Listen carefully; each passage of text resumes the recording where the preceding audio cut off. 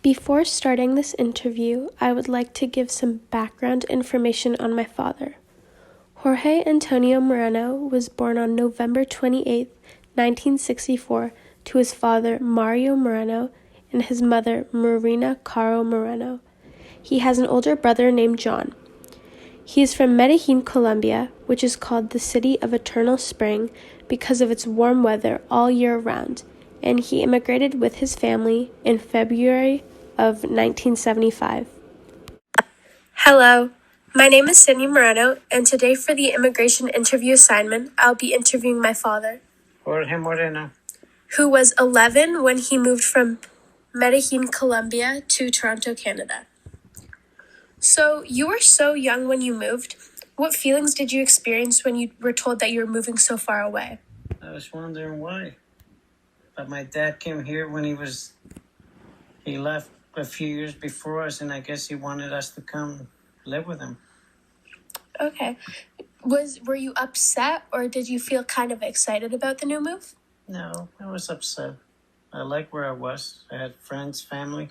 All my family's back there that I knew. Mm-hmm. So why did Abuelita and Abuelito choose to move? Was there any main reason that they chose to move? I think my father thought, I guess he would have better opportunities in Canada than in Colombia. Mm-hmm. And what sort of opportunities do you think he was looking for? I guess jobs, security, more safer country. Mm-hmm. So what was the journey to Canada like? How did you guys come over here? On a plane. A big plane. Was it your first time on a plane? I think it was, that I can remember, yes. It was full. Did you like it, or were you scared? No, I wasn't scared. It was just a plane. Were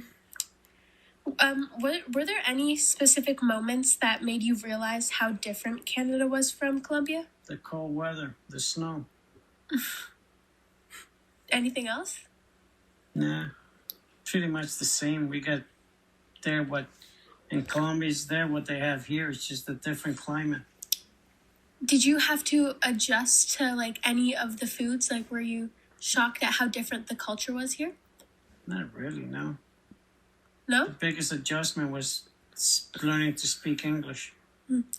And what was Medellin like? I know it's a big city, but are there any ways you can specifically compare Toronto and Medellin?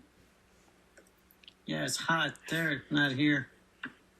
Compare? Are there any similar things? It's a beautiful country, Colombia. Mm-hmm.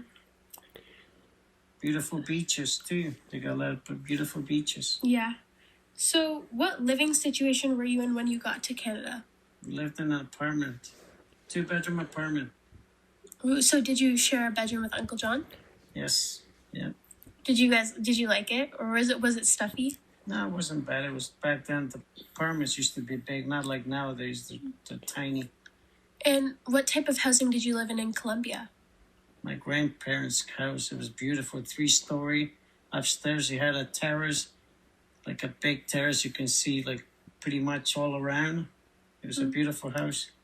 That's nice. And in Colombia, did you live were there other people in your family that lived also in that house? No, just with my grandparents. Just with you. That's nice. So, when you went to schooling, how different was it from Colombia? I used to go to a Catholic school there, like a private Catholic school. That's fancy. When I came here, I just went to regular school. Oh. But it was nice. Yeah, that's good. What was it like having to learn English so fast at such a young age? It was tough. It was tough to learn. They put me in a class when I first went to school, and I didn't know anything. It was like you couldn't talk to no one because you didn't know anything. So, when you got into school, were there any tools that helped you learn English? Yes, the teacher had this little machine, and you would put like a paper, and you put it through the machine. I would say it in English, and I was supposed to repeat it, and then I would read books and stuff like that, and I learned from the streets. Do you know how long it took you to learn English? Yeah, wow. I wasn't very good at it. I still have the broken English. Do you remember any friends that you made? Like your first friend in Canada? I think it was a girl, but I can't remember. She was nice. That's good. Were there any specific people that were instrumental in you adjusting to Canada? Like teachers, or as I said, new friends? The teachers. I think it was teachers. I had a few good teachers growing up. And what were they like? They were nice. They were helpful. That's good. But I'm glad we came to Canada. It's a wonderful country. Mm-hmm. You can do lots. You can become whatever you want to be in Canada. Don't let anybody put you down. Mm-hmm. Strive to be better. And I know you've told me lots of stories about your life in Colombia, but were there any fun memories that you made in Colombia? Yeah, Christmas was fun. They used to do fireworks. Used to have parties. They used to throw like balloons into the air, and we used to, as a kid, I remember, we used to stone them to bring them down. There used to be paper mache balloons, and they would fly up, and as kids, we used to throw stones, and sometimes we get the odd window. It was fun, yeah, but Christmas there is like more open because you can do more in the sunshine. Parties, people have bands in their house, and then it was a lot of fun. Christmas is a lot of fun. And I remember you told me about the sugarcane story on the train. Would you like to share? Yeah, when we were kids, we were on a field trip, and we stopped at the train just stopped. There was a big sugar cane, and we all got out, a few of us, and we chopped it, and we sucked the sugar cane just to taste it. It was actually interesting. That's nice. And I know you haven't been back to Colombia since. Never. Why? Like, if you had the opportunity to go, would you go? Yeah, to the islands. To the islands? Cartagena. Cartagena. Why Cartagena? Because it's a beautiful island. As you've said about all of Colombia. Yeah, but Cartagena is an island of Colombia. And they have an old Spanish castle. Mm-hmm. And I know, basically all of your family lives there still. So, would you be excited to go see them? Would you visit, all your little cousins? I don't remember anybody anymore. Hmm. It's been a long time since I've been back. But my niece came over a few years ago. It was nice to see her. Denise. She was nice. Yeah, it was nice to see her. Maybe we'll go visit her. She's got a couple of babies now. Mm-hmm. Yeah, maybe soon. Well, I'd just like to say thank you for taking your time out of your day to for me to be able to interview you, and thank you for sharing your story about when you were younger. Is there anything more you'd like to share? You're welcome. When interviewing my father, I learned a lot about the immigrant experience, specifically what a child has to go through when they face it. I learned how upset he felt when he was told he was moving so far away.